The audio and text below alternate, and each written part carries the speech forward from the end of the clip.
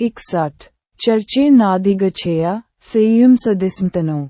मैं एक अकेली टीम हूँ और बच्चे के लिए कोई मदद नहीं है। चरणछे भटकते समय संयम बेहतर है। बड़ों या सदिमतनो अपने जैसे लोग नादिगछेय यदि नहीं मिले दलहम दृढ़ता के साथ एकाचार्यम अकेले भटकना, क्योंकि बाले मूर्ख अज्ञानी व्यक्ति नत्थी कायरा मदद के साथ सहयोग नहीं कर सकता। जीवन यात्रा में विचरण करते समय यदि शील समाधि प्रज्ञा में अपने से श्रेष्ठ या अपने समान व्यक्ति न मिले तो दृढ़ता के साथ अकेले ही उस यात्रा को तय करना चाहिए। मूर्ख का साथ अच्छा नहीं होता है, वह सहयोग भला नहीं कर सकता। यदि साधक को अपने से श्रेष्ठ या समान साथी न मिले तो उसे दृढ़ निश्चय करके एकांत मार्ग पर चलना चाहिए। मूर्ख के साथ कोई संगति नहीं होती। जो लोग अनिर्णीत रहते हैं उनके साथ जाने से अकेले जाना बेहतर है। हर व्यक्ति के जीवन सफर के हर मोड़ पर कई तरह के लोग संगी साथी के रूप में आते हैं। कुछ कम समय तक साथ निभाते हैं तो कुछ लंबे समय तक। किसी के साथ का कड़वा तो किसी के साथ का अच्छा अनुभव होता है।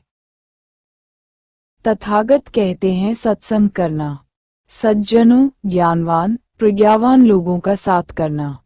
यदि नहीं मिले तो अकेले रहना, लेकिन भूलकर भी मूल असावधान लोगों की संगति मत करना।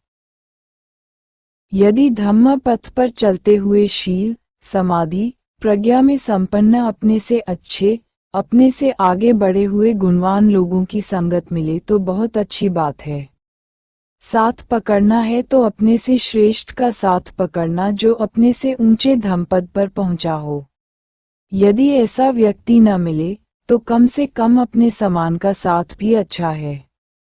कई बार ऐसे दोनों तरह के साथी नहीं मिल पाते हैं, बहुत मुश्किल हो जाता है। ऐसी स्थिति में अकेला रहना अच्छा है। मूल नासमझ अज्ञानी व्यक्ति का साथ अच्छा नहीं, हानिकर होता है। उसका अज्ञान अहंकार अपने को भी डुबा लेता है।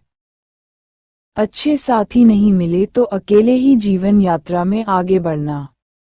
संसार में व्यक्ति अकेला ही आता है और अकेला ही जाता है, इसलिए अकेले जीवन जीने की कला भी सीखनी जरूरी है। अकेले का अर्थ यह नहीं कि घर परिवार छोड़कर अकेले जंगल की ओर चलना। यहाँ अकेले का अर्थ है अंतर्मुखी इंट्रोवर्ट होना। सुख शांति की तलाश में बाहर भटकने की बजाय अपने को देखना। भीड़ में भी अकेले रहना। संसार के बीच एकांत में रहना भी एक कठिन साधना है। भीड़ के साथ तो हर कोई हो लेता है, जिधर भीड़ जाती है जो भीड़ करती है वैसा ही भीड़ के साथ चलने वाले करते हैं। अकेला एकांत अंतर्मुखी ध्यानी ज्ञानी का जीवन चित्त को निर्मल करने की साधना है, निर्वाण का मार्ग है। इसलिए मूल व्यक्ति से मित्रता अच्छी नहीं। कुछ भी अपना नहीं, सब यहीं रह जाना है। अज्ञान दुख लाता है, व्यक्ति अपना नहीं होता। आनंद श्रेष्ठी की कथा। श्रावस्ती के जेतवन में बास पुट्टा मट्ठी धन मट्ठी बच्चा फुसफुसाता है। आटा तो अपना नहीं, कहाँ बेटा कहाँ धन। पुत्र पुत्र अनेक पुत्र बहुवचन मत्ती मेरा है, धन्म अति धन मेरा है। इति ऐसा सोचकर बलोमूर्ख अज्ञानी व्यक्ति विहज्जति कष्ट भोगता है, परंतु अत उसका कथित शरीर उसका अपना हे अत्तनोन्नति उसका अपना नहीं है। अतः कुतो पुत्तो कुतो धनम कहाँ का पुत्र कहाँ का धन मेरा है। मूर्ख अज्ञानी मनुष्य यह मिथ्या विचार करके चिंता करता है, परेशान रहता है कि मेरा पुत्र मेरा है, मेरा धन मेरा है। रहता है। जब मनुष्य स्वयं अपना नहीं, शरीर ही अपना नहीं है, तो पुत्र और धन उसके कहाँ तक होंगे। The fool, ignorant worries, thinking, I have sons, I have wealth. Indeed, when he himself is not his own, whence are his sons, whence is wealth? If we are unable to own ourselves, why make us such claims? मनुष्य एक सामाजिक प्राणी है। व्यवहारिक जीवन में घर परिवार, शिक्षा, स्वास्थ्य आदि सबका ध्यान रखना पड़ता है। हर कदम पर परिजनों, मित्रों के सहयोग व अन्य से सहयोग और मार्गदर्शन को जरूरत पड़ती है। आवश्यकतानुसार धन की कमी से जीवन दुखदायी हो जाता है।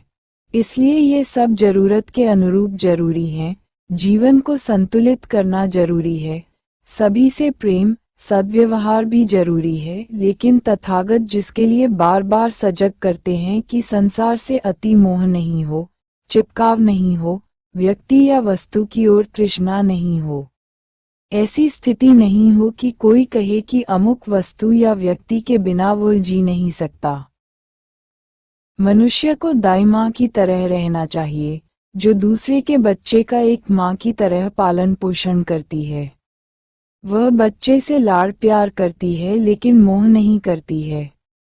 इसलिए जब वह उनका परिवार छोड़ती है तो बच्चे को पाने के लिए दुखी नहीं होती है।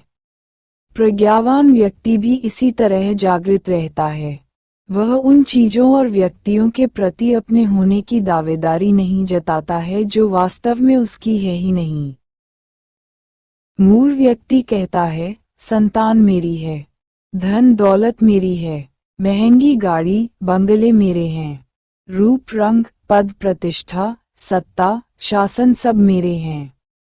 फिर उसे अहंकार आ जाता है, अकड़कर कहता है मैं अमीर, मेरे पुत्र पुत्रियां बड़े अफसर, सब अमीर। बाहर की नश्वर चीजों को इकट्ठा कर अमीर होने का घमंड करता है, लेकिन अंदर से चित्त के खजाने से तो कंगाल ही मिलता है। लेकिन व्यक्ति स्वयं अपना तक नहीं है, तो संतान, धन, पद प्रतिष्ठा अपने कैसे होंगे? सब यहीं पड़ा रह जाता है। दुनिया से विदा होने पर सारा ऐशो आराम, घर परिवार यहीं रह जाते हैं। लेकिन मूढ़ व्यक्ति संसार की उन्हीं उलझनों में उलझा रहता है जिनमें दुख और अशांति छिपी होती है। आखिर में मृत्यु आती है। भगवान बुद्ध सच्चे सुख और भवचक्र से मुक्ति के लिए सद्धम को पाने, निर्वाण को पाने की देशना करते हैं। साथ में बुद्ध ये भी चेताते हैं कि इस यात्रा में सच्चा संगी साथी नहीं मिले तो अकेले ही आगे बढ़ना, लेकिन मूढ़ का साथ मत करना। मूढ़ स्वयं तो डूबता ही है, साथ वाले को भी ले डूबता है। वास्तव में अज्ञानी कौन है?